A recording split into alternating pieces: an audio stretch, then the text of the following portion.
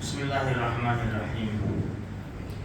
نبی کریم صلی اللہ علیہ وسلم قبر کے عذاب سے بچنے کے لیے، جہنم کی آگ سے بچنے کے لیے اور دنیا آخرت کے فتنوں سے بچنے کے لیے ہمارے نبی دعا خود کیا کرتے تھے اور امت کو تعلیم دی ہے۔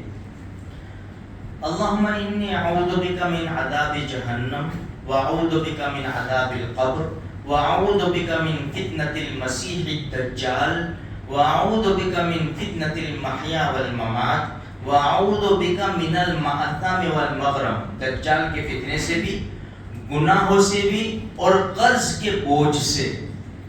اگر ہم کو عربی میں نہیں آتی میرے بھائیوں تو یہ الفاظ تو ہمارے ذہن میں آ ہی گئے ہوں گے، ہمیں یہ دعا کرنی ہے۔ دوسرے نمبر پر اللہ کے رسول کی تعلیم ہے کہ روزانہ صبح 3 مرتبہ جنت کا سوال کرو، جہنم سے پناہ مانگو۔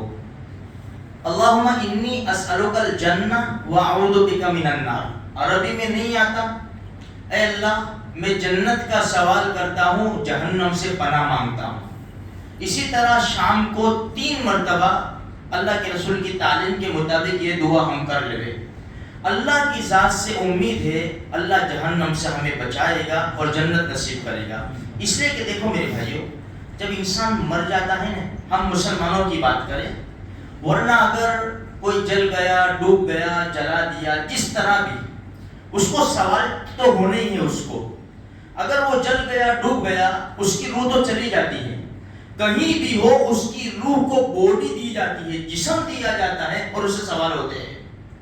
ہم اپنا مسئلہ کہ بھئی ہم قبر میں جب دفن کر دیے جاتے ہیں تو سوال کیے جاتے ہیں۔ اس سے پہلے جب انسان مر جاتا ہے اور اس کو چارپائی پر لٹا دیا جاتا ہے یعنی جنازے میں، اور جب جنازہ اٹھا کر کاندھے پر رکھا جاتا ہے، بخاری شریف کی روایت ہے، اگر نیک ہے نا، نیک بندہ نیک ہے، مرد ہو عورت ہو چاہے کوئی بھی ہو، نمازی دیندار، تو کہتا ہے جلدی کرو، مجھے جلدی لے چلو، کہ اس نے سب، اللہ نے اس کو دکھا دیا پورا منظر، کیا مجھے کیا انعام ملنے والے ہیں، جلدی لے چلو۔ اور اگر اللہ نہ کرے، اللہ نہ کرے، اگر بندہ برا ہوتا ہے نا، گنہگار ہوتا ہے نا، تو کہتا ہے مجھے کہاں لے جاتے ہو، مجھے کہاں بربادی، مجھے کہاں لے جاتا ہو۔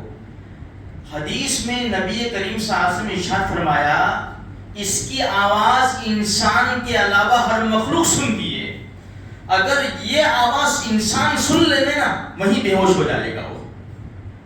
اس لیے میرے بھائیوں، جو آخرت کے مسائل بڑے عجیب ہیں، ہم دنیا کے مسائل میں الجھے ہوئے ہیں، آخرت کے مسائل کی ہمیں فکر نہیں ہے۔